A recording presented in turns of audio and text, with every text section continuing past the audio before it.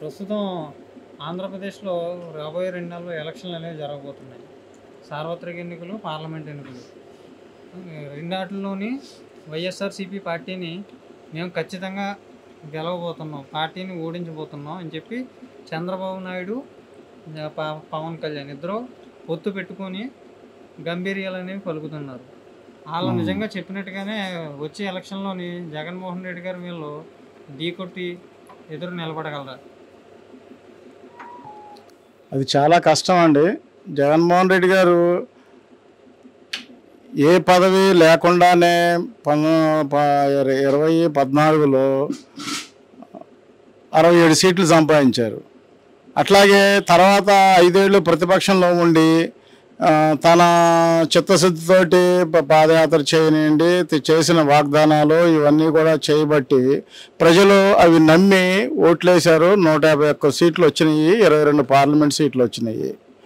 ఇప్పుడు 5 ఏళ్ళు అధికారంలో ఉండి అమలు చేసిన తన మేనిఫెస్టోని అన్ని రకాలుగాను ఏది కూడా వదలకుండా 99% మేనిఫెస్టోని అమలు చేసి ప్రజలకు సేవలు అందించాడు.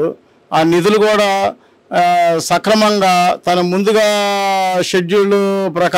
అనుకున్న షెడ్యూల్ ప్రకారం కూడా ప్రజలందరి ఖాతాల్లో కూడా డబ్బులు వేశాడు. దానివల్ల నా జగన్ మీద చాలా పూర్తి నమ్మకం కలిగింది ప్రజలకి.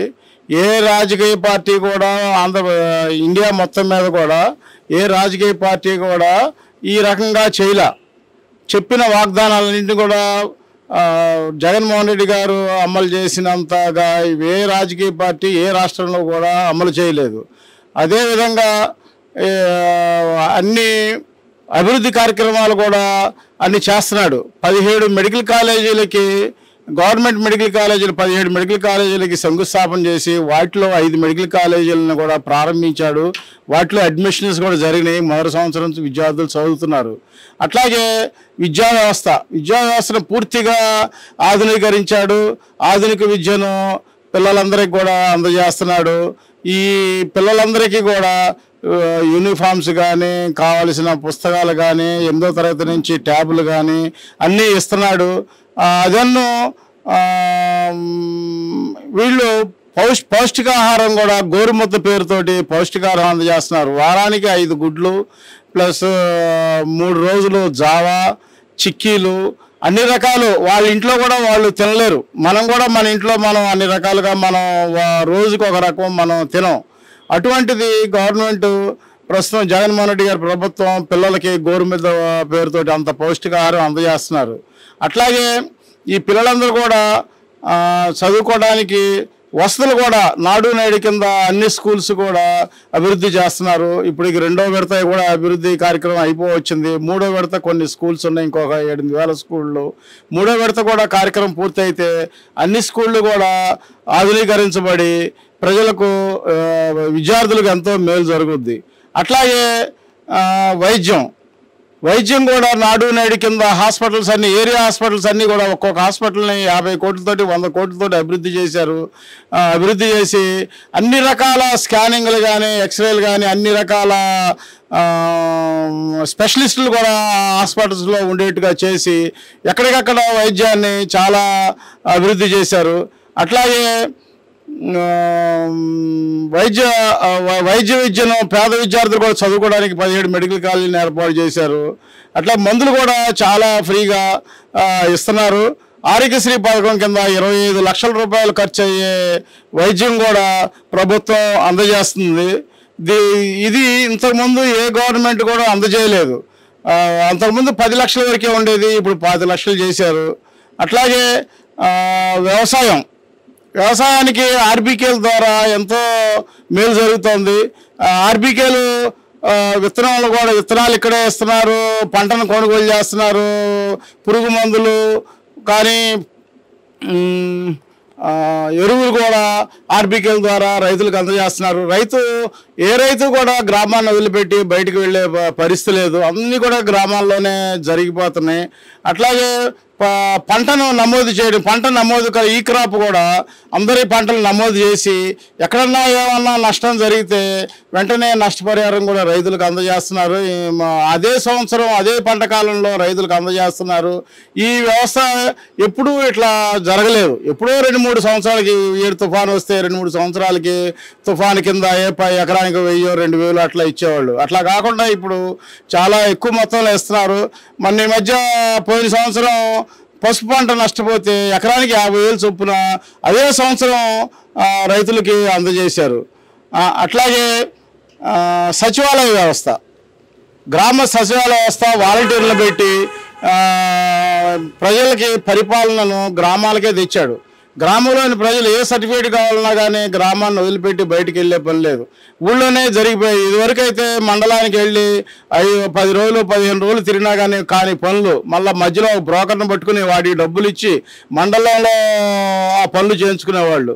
ఇప్పుడు ఆ పరిస్థితి లేకుండా ఏ పైసా ఖర్చు లేకుండా ప్రతి గ్రామంలోనూ మనకి పనులు జరిగిపోతున్నాయి. ఏ సర్టిఫికేట్ కావాలన్నా కానీ జరిగిపోతుంది. ఇదివరకు ఫ్యామిలీ సర్టిఫికేట్ కావాలంటే మనం ఆ సంవత్సరం పట్టేది, మండలం చుట్టూ తిరిగి వాళ్ళు వచ్చి ఎంక్వైరీ చేసి ఇవన్నీ చేసి మనకి ఇచ్చేటప్పటికి అప్పటికి 25-30 వేలు ఖర్చు పెడితే కానీ 6 నెలల లోపు అయితే మాత్రం వచ్చేది కాదు. ఇక్కడ వారం రోజుల్లోనే ఫ్యామిలీ సర్టిఫికేట్ కావాలంటే గ్రామంలోనే వారం రోజుల్లోనే ఫ్యామిలీ సర్టిఫికేట్ ఇచ్చే పరిస్థితి ఉంది.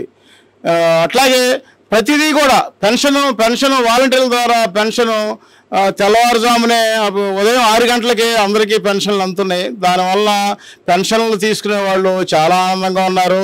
వాళ్ళు ముందు వరుసలోనే ఉండి మేము ఓటేస్తామని చెప్పే పరిస్థితి ఉంది. ఇప్పుడు ఈరోజు ఇటువంటి కార్యక్రమాలు ఎన్నో చేస్తున్నారు. అన్ని కార్యక్రమాలు అందరికీ అందుతున్నాయి, పక్షపాతం లేదు దీంట్లో.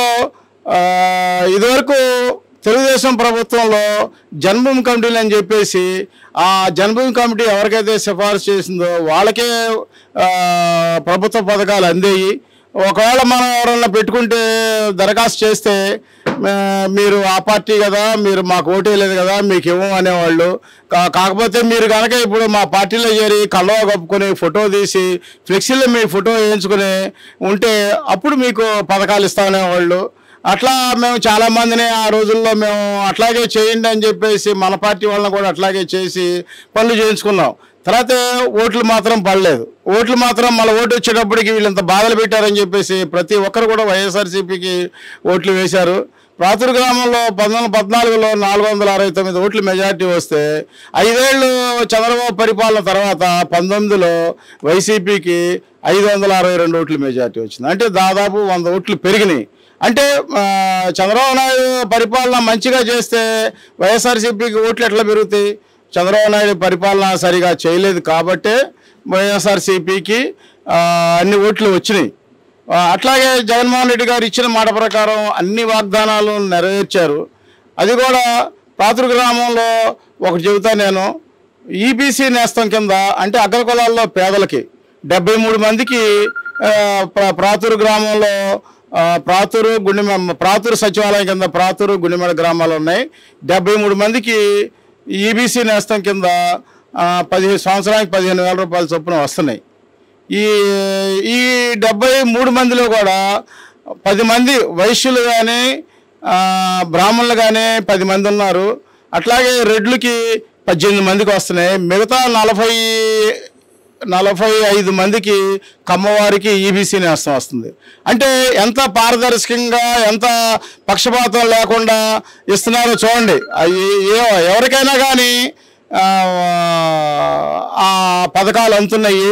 దీంట్లో తనామనం లేదు, ఒక క్యాస్ట్ పట్ల ఏ భావం లేదు. అందరూ మనవాళ్ళే అని చెప్పేసి జగన్ ప్రభుత్వం చేస్తుంది. దానివల్ల ప్రతి ఒక్కరిలోనూ మళ్ళా జగన్ గారు ముఖ్యమంత్రి కావాలని కోరుకుంటున్నారు.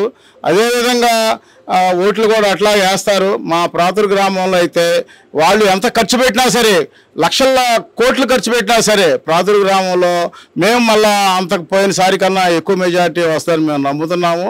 ప్రజలు కూడా అలాగే ఉన్నారు.